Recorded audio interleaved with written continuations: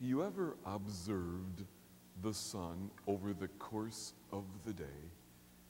It's easy to see how it looks like the sun is revolving around us, because is it not true that in the morning I saw it rise in the east, and by lunchtime it was more overhead.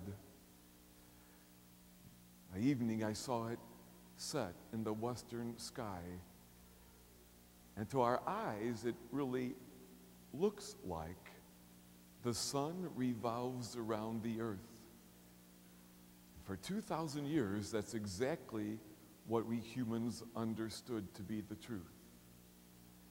It was the 16th century Polish astronomer Copernicus who said, no, it's the exact opposite. In fact, the truth is that the sun is at the center of our solar system, and the earth revolves around the sun. We did not very much like that. See, it somehow seemed to make us less important if the whole world didn't revolve around us, huh? And that teaching was met with great resistance.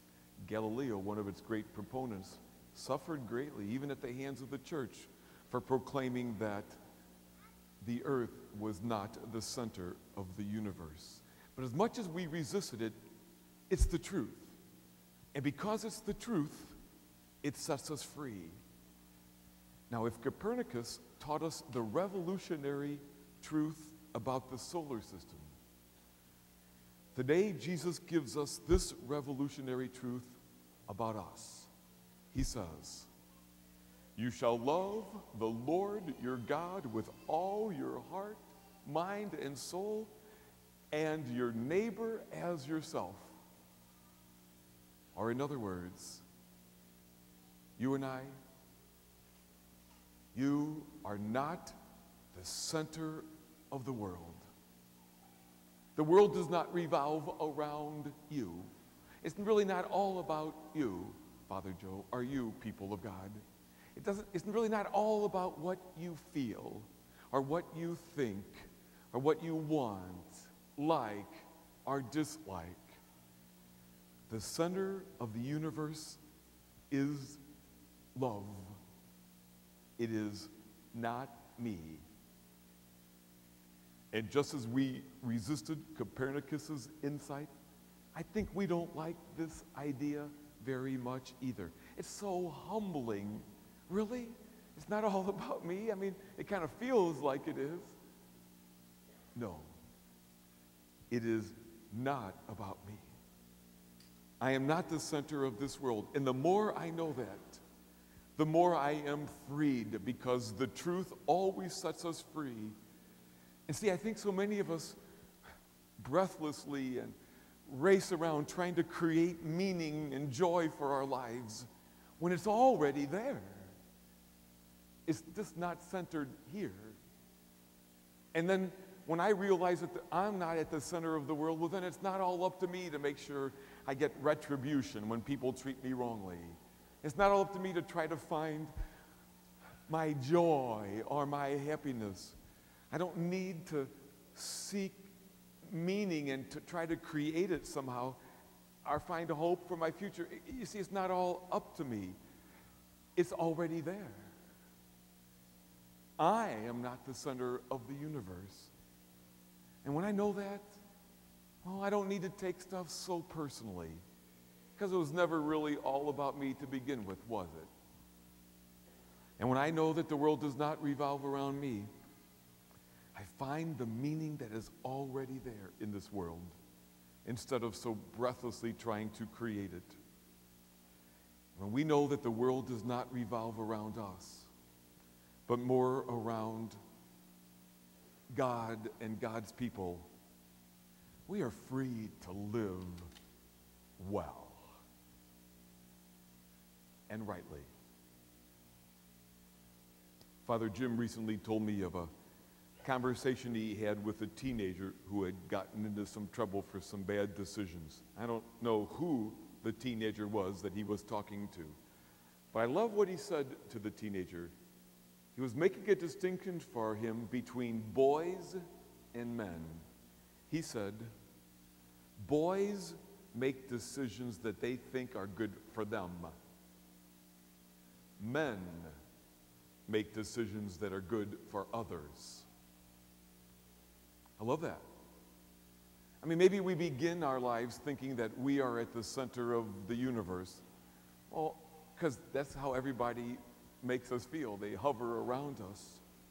But as we grow up, if we grow up, the painful truth will be for us to shift that thinking, that no, the world does not revolve around us, but rather our lives revolve around God, not the other way.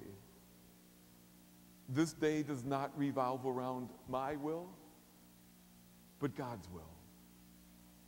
This day does not revolve around my happiness, but the happiness of others. This day does not revolve around my strength, but God's strength. True love puts the other in the middle. The center of the world is not me. In just a moment, our catechumens and candidates will come forward and say that they would like to join us as members of this Catholic faith. They understand in their seeking that the world is not all about them. And through baptism, we commit ourselves to a truth greater than ourselves and a life given for others.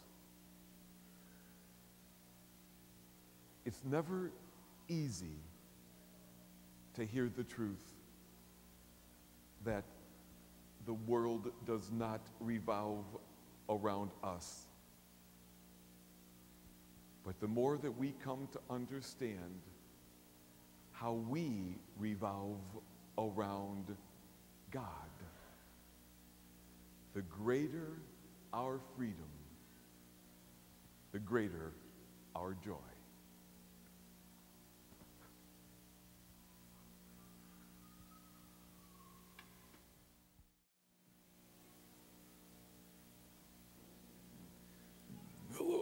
Well, hello, buddy. How are you?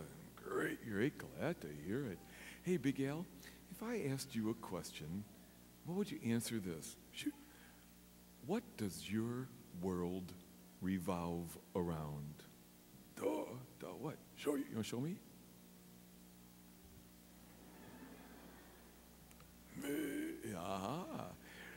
I think in your mind, your world revolves around you because you don't understand the truth. What?